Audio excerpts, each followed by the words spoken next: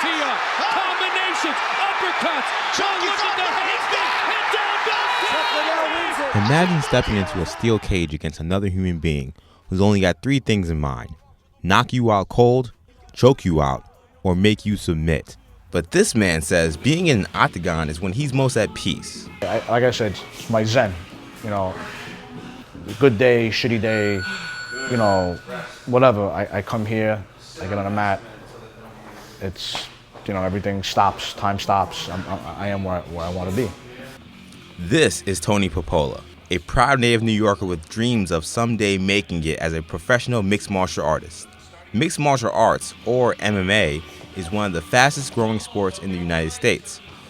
It's a combat sport that combines the techniques of grappling and striking in 3 to 5 round fights.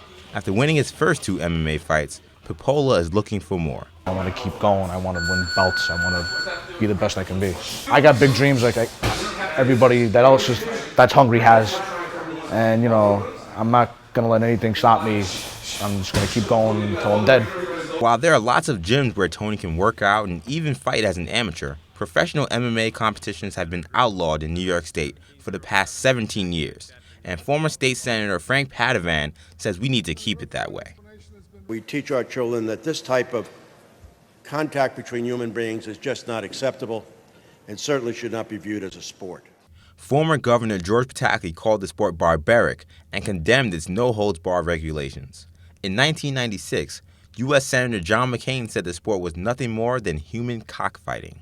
Mixed martial arts has become one of the most popular professional sports in the country, but the New York ban makes it hard for New York fighters like Popola to get a fight near home and hard for fans to get an up-close taste of the action. Traveling sucks out of New York. You can pay for gas, and the toll roads in Jersey if you go to Atlantic City, and you're talking about an hours and way drive as opposed to jumping on the fucking A train and going to see a fight in the Garden or going to see a fight in Brooklyn at Barclays.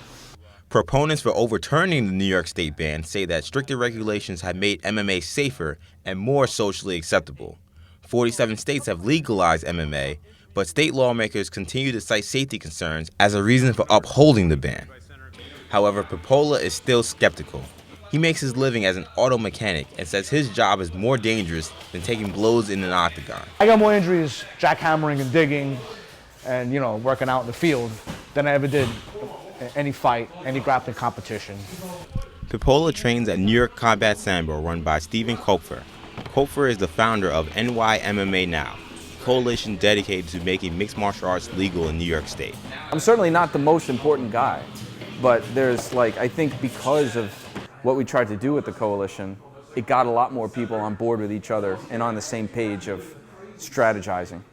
Some of New York MMA Now's most high-profile public supporters include former MMA champions Guy Metzger and Frank Shamrock, who recently came out at a rally to show support for the legalization of mixed martial arts in New York State. Do not have is an active community kicking them in the nuts and telling them on a day-to-day basis that this is what they want. So why are New York politicians so against legalizing a sport with the potential to bring in a reported $135 million? Staunch MMA opponent and state senator Liz Kruger maintained at a recent Senate debate that she is concerned for the kids. Children watch violence every day on TV. They can see the violence. They are already replicating the violence by performing attempts at mixed martial art.